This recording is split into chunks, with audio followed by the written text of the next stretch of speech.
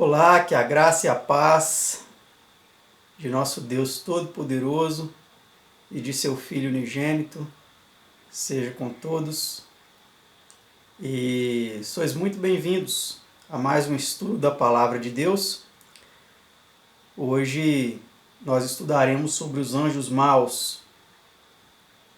É o estudo de número 118, um estudo composto por 13 perguntas e respostas. E eu não sei se foi proposital, né? Eu acredito que não, porque o número 13 é um número importante no sistema satânico, né? E em 13 perguntas nós abordaremos aí então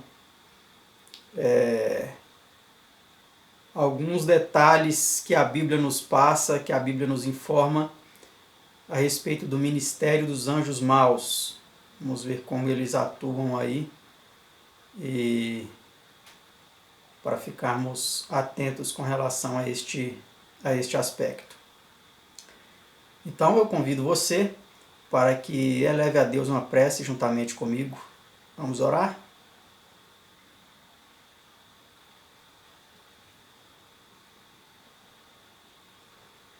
Pai nosso que estás nos céus, santificado seja o teu glorioso nome, ó Pai. Nós nos prostramos de joelhos diante da tua excelsa grandeza, em reconhecimento, Senhor, que tu és o Criador, o Deus Todo-Poderoso, e nós somos as criaturas. Por isso nos portamos humildemente diante de ti, prostrados como a tua palavra nos orienta, em atitude de reverência e adoração. E nós adoramos a ti e ao seu amado Filho unigênito, como a tua palavra nos orienta. E agora, Senhor, elevamos a ti os nossos pensamentos para pedir, ó Pai, que nos ajude a entender o estudo desta ocasião. É um estudo muito importante, onde vamos aprender um pouco mais sobre esses seres que são os nossos adversários, que são adversários da nossa alma, que buscam conquistar a nossa alma para a perdição. Mas nós te agradecemos, Senhor, pelo sacrifício de seu Filho unigênito na cruz do Calvário, que nos resgatou da maldição do pecado e nos proporciona a oportunidade de, dia a dia, nos achegarmos a Ti, santificarmos nossa vida diante de Ti, para que possamos, ó Pai, então, sermos plenamente redimidos do pecado e um dia vivermos eternamente contigo, com seu Filho, com os santos anjos e com os remidos de todos os tempos. Por isso te suplicamos, ó Pai, que nos ajude nesta caminhada e nos ajude a conhecer um pouco melhor desses nossos adversários, para não sermos vítimas de suas ciladas. Te pedimos essas bênçãos, agradecidos, em nome e por amor de seu amado Filho unigênito, nosso Senhor e Salvador Jesus. Amém.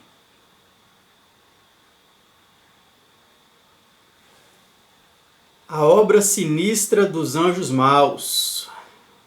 Vamos, então, conhecer, né, que obra sinistra, terrível é essa que eles desempenham há milhares de anos, né?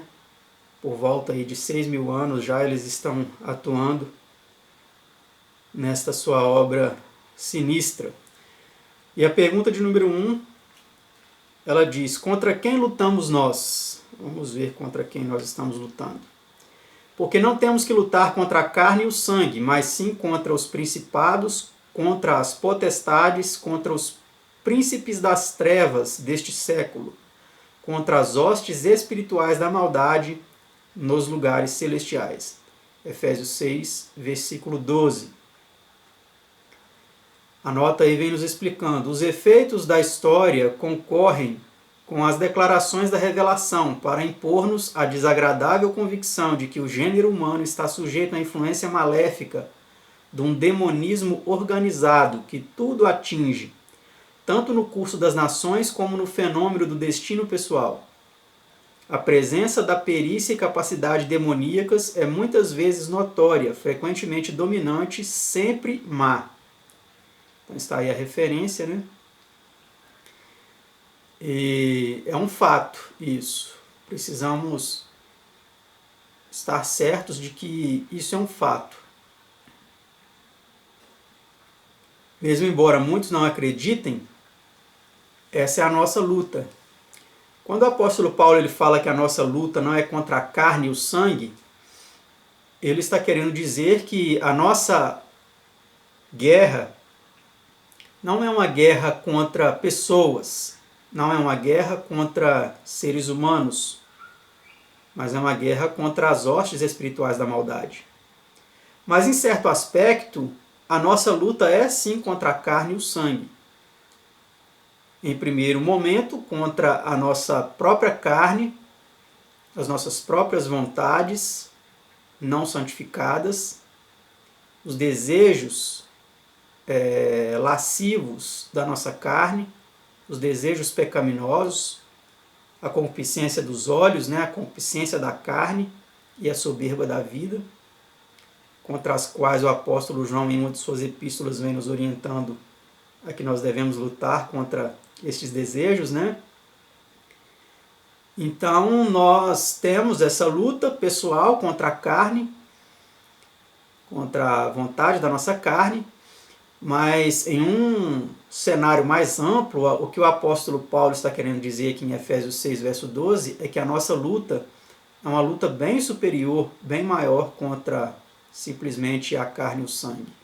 É uma luta contra seres espirituais que estão tentando tragar a nossa vida para a perdição, juntamente com eles, porque eles já estão perdidos.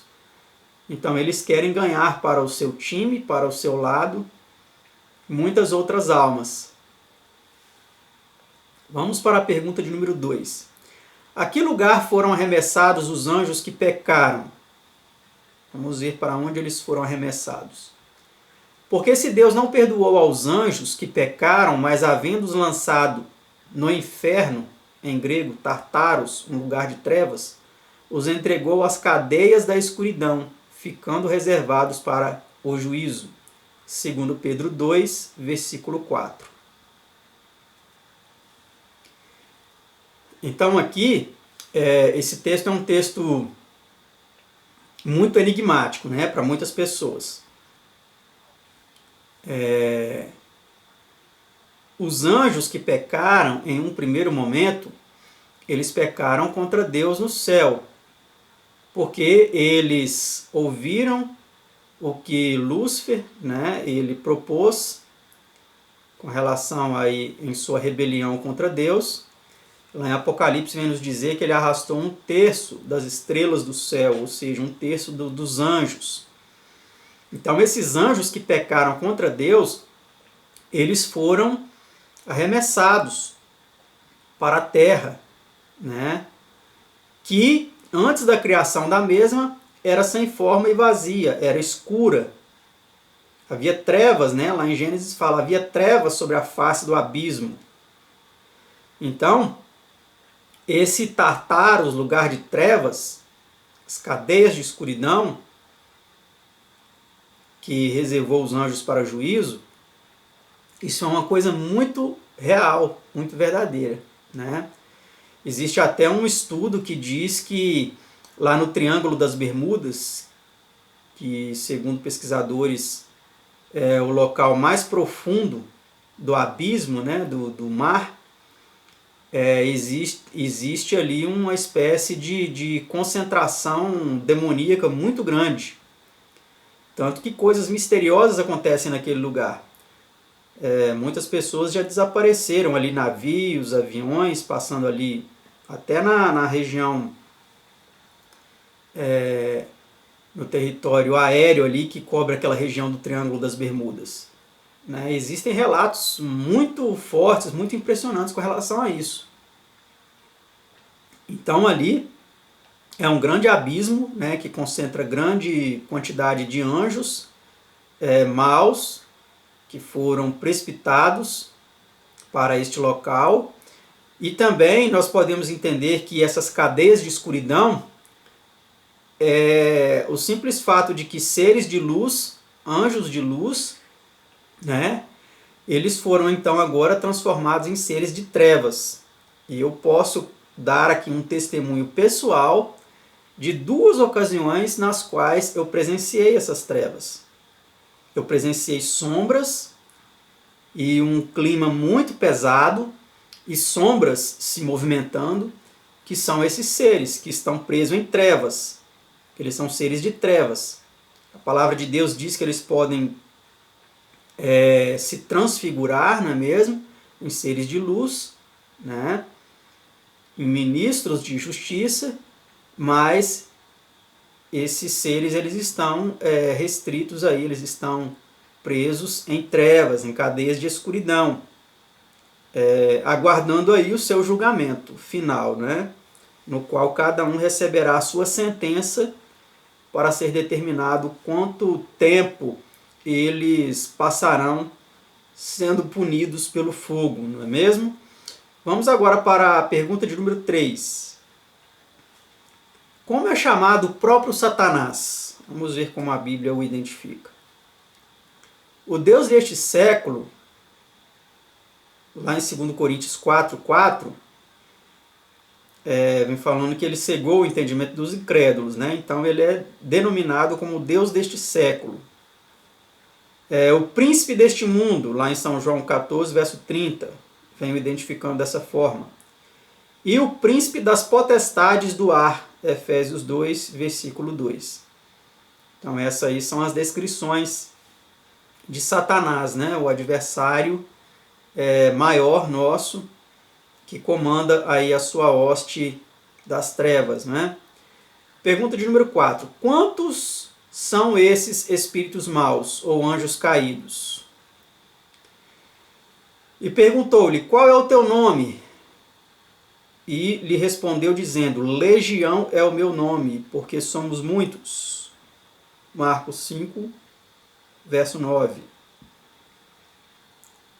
Então a Bíblia não diz exatamente quantos, mas vem dizendo que eles são muitos, né?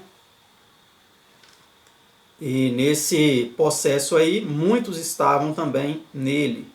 Por isso que quando Jesus perguntou qual é o seu nome, ele não disse especificamente, ele disse Legião é meu nome porque somos muitos. Uma vez, quando eu estava com alguns irmãos,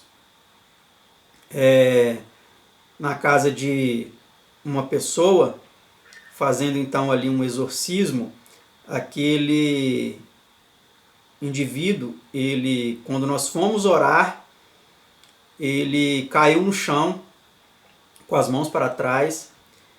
Ele foi ali naquele momento tomado por um espírito maligno e eu perguntei qual era o nome dele. E ele disse, Enxu Caveira, eu te odeio, eu te odeio. Ele começou a falar que me odiava muito, né? E aí então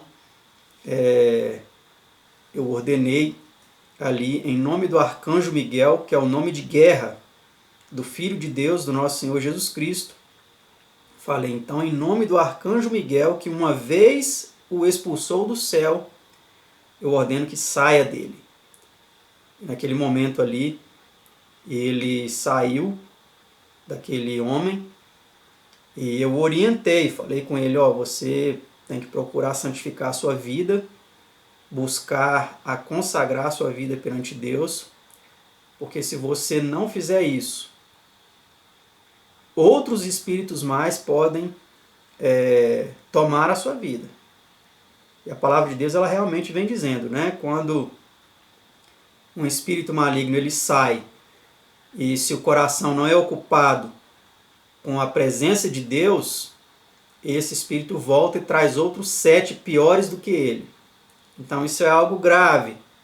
Meus amigos, meus irmãos, nós precisamos ficar muito atentos com relação a estes aspectos, para nós não estarmos aí dando espaço para seres que são nossos adversários, né?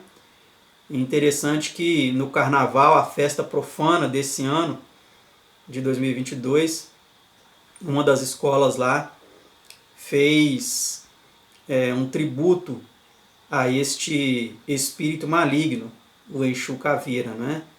Mas são seres que eles não querem nada de bom para nós, eles só querem arruinar a nossa vida. E eu fico impressionado como existem pessoas que estão honrando esses seres, que estão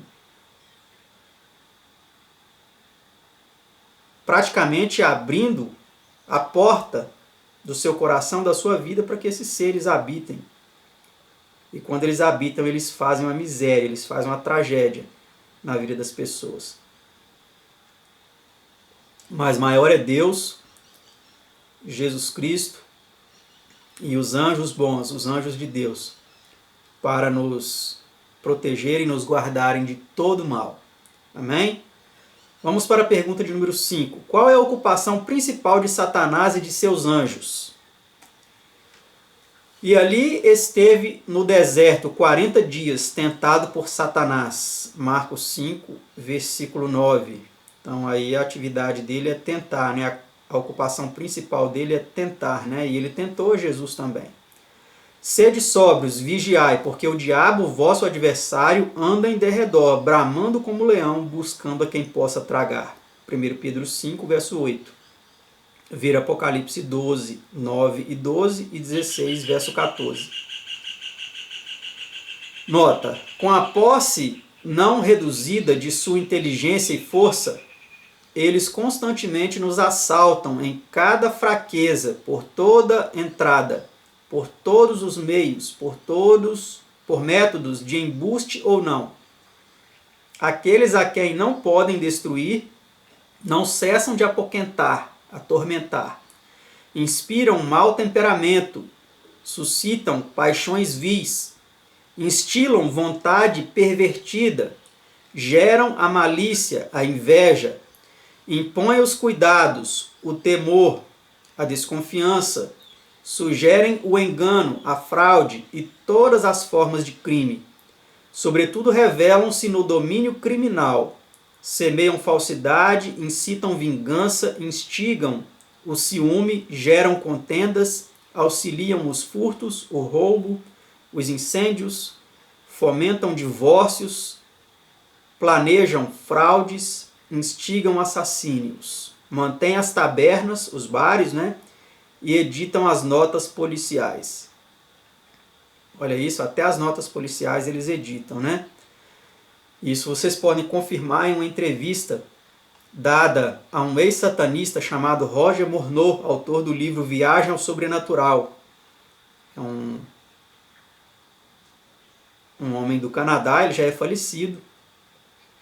Ele deu uma entrevista muito importante, eu recomendo que todos vocês assistam, onde ele diz ali que até numa sala de advogados, ele viu máquinas datilografando ali, sem ninguém, elas estavam aparentemente sozinhas datilografando, mas eram anjos maus que estavam ali preenchendo relatórios advocatícios ali para determinadas pessoas, né, que faziam parte daquela sociedade satânica, daquela ordem satânica ali. Então, tudo isso que lemos aqui nessa nota é fato, é verdade. Precisamos estar atentos porque eles influenciam no mundo real, no mundo humano, e eles estão intimamente relacionados com várias ações humanas, em todas as esferas, esferas de poder, né, de justiça, religiosa, artística, política, tudo, nos esportes, em todas as coisas, eles estão metidos, eles estão envolvidos. E precisamos estar atentos para não nos deixarmos envolver por estas ciladas, essas artimanhas. Vamos para a pergunta 6. Que somos advertidos a não fazer? Irai-vos e não pequeis, não se ponha o sol sobre a vossa ira, não deis lugar ao diabo. Efésios 4, 26 e 27. Os que dão lugar à ira ou retêm velhas desavenças, que cedem à tentação ou contemporizam com o vício, que condescendem com a intemperança, o orgulho, a loucura ou a leviandade, ou dão oportunidade a qualquer outra fraqueza, dão lugar ao diabo. Isto é, dão ao diabo uma oportunidade para agir por meio deles. Concedem-lhe uma vantagem sobre eles próprios. Devemos, portanto, fechar para Satanás e seus anjos todo o acesso a nós.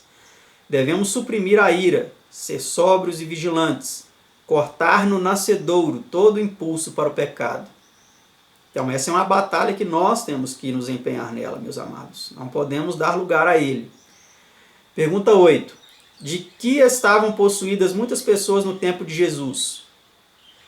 A palavra diz que traziam-lhes todos os que padeciam acometidos de várias enfermidades e tormentos, os endemoniados.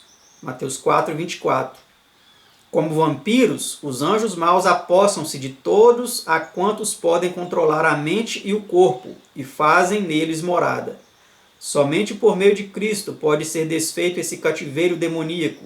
Enquanto isso não for feito, a pessoa que está neste estado é prisioneira de Satanás, à sua vontade. Vão-se-lhe o domínio próprio e a faculdade de resistir à tentação. Vê 2 Timóteo 2, 26. Por isso eu clamo agora a você que está assistindo esse vídeo. Se você sente que está sendo perturbado, que está sendo possuído, que está sendo influenciado por anjos maus, e que você tem o desejo de sair desse cativeiro, mas não sente forças, clame-o pelo nome de Jesus. Entregue sua vida a Jesus. Verbalize isso. Fale que você não quer nada mais com o reino das trevas.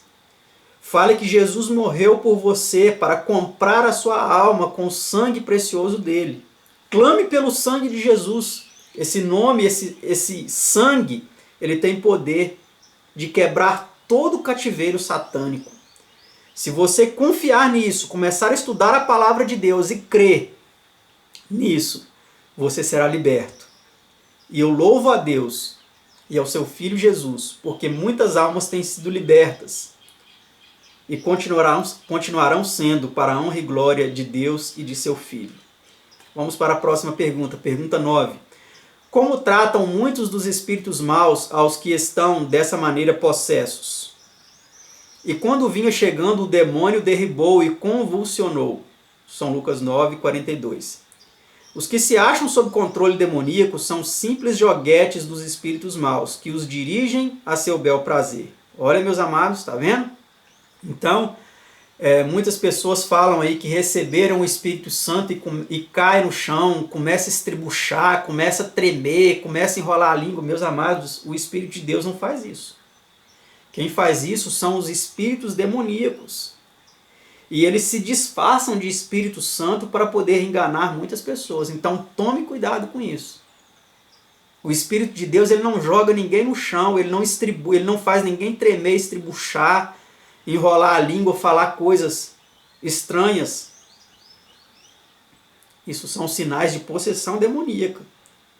E os demônios fazem muitos possessos falarem línguas estranhas. Basta vocês pesquisarem aí muitos casos de exorcismo onde a pessoa endemoniada falou línguas. Então, muito cuidado com isso. Porque nós estamos vivendo tempos terríveis. Onde o inimigo ele procurou mudar de tática. A tática dele agora não é fazer pessoas desfigurar o rosto e urrar como animais e demonstrar claramente aí com força sobrenatural que eles estão possessos. Não, eles estão fazendo isso agora nas religiões, para poder manter as pessoas no engano. Então, muito cuidado com isso. Clame de Deus poder e sabedoria, para você saber discernir os espíritos, como a palavra de Deus ela vem nos orientando, né? Lá em 1 João 4, verso 1. Pergunta 10. Ao aproximar-nos das cenas finais da provação humana, por que podemos esperar um aumento das manifestações demoníacas? Ai dos que habitam na terra e no mar, porque o diabo desceu a vós e tem grande ira, sabendo que já tem pouco tempo. Apocalipse 12, verso 12. Familiarizados como estão com as leis da natureza, Satanás e seus anjos promovem tempestades e disseminam doença e morte ao máximo que está ao seu alcance fazer. E como inimigos de Deus, semelhantemente pervertem a verdade e disseminam o erro, tanto quanto possível. Muito melhor também do que os habitantes do mundo, sabem eles que o fim de todas as coisas se aproxima rapidamente, e que o seu tempo para trabalhar é curto. Então ele sabe, né, que agora, cada dia mais, o tempo ele vai terminando para ele e seus anjos. Então ele está trabalhando desesperadamente para manter muitas pessoas no engano. Pergunta 11. Sobre que assunto recebemos nós uma informação precisa? Mas o Espírito expressamente diz que nos últimos tempos apostatarão alguns da fé, dando ouvidos a espíritos enganadores e a doutrinas de demônios. 1 Timóteo 4:1. Está vendo aqui? Não falei? Os espíritos eles estão atuando nas igrejas com doutrinas de demônios, para que essas pessoas se apostatem da fé verdadeira. Eles continuam mantendo uma espécie de fé em alguma coisa que a palavra de Deus diz e deturpam algumas coisas da palavra de Deus, mas estão aceitando doutrinas de demônios. Tá certo? Pergunta 12. Que classe dos servos de Deus parece terem os anjos do mal, por meio de homens ímpios, tornado objeto especial de seu ataque? Vamos ver. A qual dos profetas não perseguiram vossos pais? Atos 7, 52. De todas as classes de homens empregados pelo Pai do céu na obra da redenção, nenhuma é mais ferozmente odiada pelos anjos maus do que toda a linhagem dos profetas. Porque desde o primeiro deles até ao último, predizem o final e eterna subversão e completa extinção dos poderes das trevas, dos espíritos da desobediência. Os anjos maus também incitam para a guerra tanto os homens como as nações, e por esse meio distraem-lhes a atenção das coisas pertinentes ao reino de Deus, e assim tiram a paz da terra. Apocalipse 16, 14. Isso findará no Armagedon. Certo, meus amados? Mais aí um complemento, mais uma nota. Familiarizados com as leis que governam o estado mental, empregam todas as suas artes especializadas para excitar suspeitas pessoais e animosidades, e criar ressentimentos nacionais e conflitos sangrentos, sendo a sua satisfação máxima promover a destruição da paz e banimento da concórdia na terra, lançar os pobres filhos do pecado e da tristeza uns contra os outros e transformar nosso mundo numa arena de luta e crime. Isso tem acontecido agora com esse conflito, né, lá entre a Rússia e a Ucrânia. E não sabemos até onde isso pode chegar, mas pode ir longe, muito longe ainda, né? Quem sabe se transformando até num conflito mundial. E tudo isso acontece por influência dos anjos maus, né? E última pergunta de nosso estudo, pergunta 13. Qual será a sorte final de Satanás e seus anjos? Então dirá também aos que estiverem à sua esquerda, apartai-vos de mim, malditos, para o fogo eterno, preparado para o diabo e seus anjos. Isso é Mateus 25, 41. E o dia que está para vir os abrasará, diz o Senhor dos Exércitos, de sorte que lhes não deixará nem raiz, nem ramo. Malaquias 4, verso 1. Vira Apocalipse 20, verso 9. Esse texto de Malaquias continua dizendo, né, que eles se tornarão cinzas debaixo dos nossos pés, como já falamos em um estudo anterior. Então essa história de que haverá um inferno a arder eternamente, queimando, né, isso é mais um dos enganos, né? Os anjos maus e Satanás serão os últimos a apagar deste fogo, né? Cada um vai queimar de acordo com a sentença que foi determinada para eles, de acordo com seus pecados. Mas não ficará nem raiz nem ramo. Satanás é a raiz, os seus anjos são os ramos. E depois, logo em seguida, aqueles que eles conquistaram para a perdição, para as trevas, né? Que são os filhos de Satanás. É importante identificar que nem todos são filhos de Deus. Todos são criatura. Mas filhos são somente aqueles que aceitaram, né, o sangue de Cristo para os comprar do pecado, né, e para incorporá-los novamente à família celestial. Mas aqueles que não aceitaram o sangue de Cristo, que não entregaram suas vidas a Jesus e a Deus, o Pai, eles estão sob o poder do reino das trevas e eles perecerão. Eu agradeço pela sua atenção a este estudo. Peço que você continue analisando esses assuntos que foram abordados aqui. O nosso tempo aqui é pouco, é curto. Gostaríamos de ter falado muitas coisas mais, mas o nosso tempo não permite. Esse estudo até ficou um pouco mais longo da nossa proposta de fazer um estudo em 20 minutos. Mas eu espero que vocês tenham entendido o que tratamos aqui. Espero que Deus continue abençoando, iluminando a vida de todos. E mais uma vez eu repito, se você sente uma opressão, uma espécie de controle espiritual, comece a clamar que Deus ele tem poder para libertá-lo. Os anjos maus eles já são derrotados. Eles não têm poder sobre a vida de ninguém, a menos que você dê esse poder a eles. Tá certo? As pessoas que estão presas sobre os laços satânicos é como aquela imagem de um animal, um cavalo, um burro, amarrado em uma cadeira de plástico, solta. Não sei se vocês já viram uma imagem dessa. Se eu conseguir uma, eu vou colocar aí na tela para vocês visualizarem. As pessoas que estão presas em pactos, em laços satânicos, são como esses animais. Eles estão presos em algo ilusório, porque Satanás ele não pode possuir a vida de ninguém, a menos que você dê esse poder a ele. Porque o sangue de Jesus ele já comprou todos aqueles que querem essa libertação. Então, se você quer essa libertação, clame pelo sangue de Jesus e ele vai libertá-lo. Não importa o grau de pacto que você fez, não importa o grau de perturbação que você está sofrendo, você pode ser livre em Cristo Jesus. Porque a palavra diz, e conhecereis a verdade, e a verdade vos libertará. Nosso próprio Senhor Jesus disse isso, né? Então que Deus abençoe a todos vocês e guie a todos nós em sua luz, em suas bênçãos, em sua reta direção. Que Deus abençoe a todos e até o nosso próximo estudo, se assim Deus nos permitir. Tchau.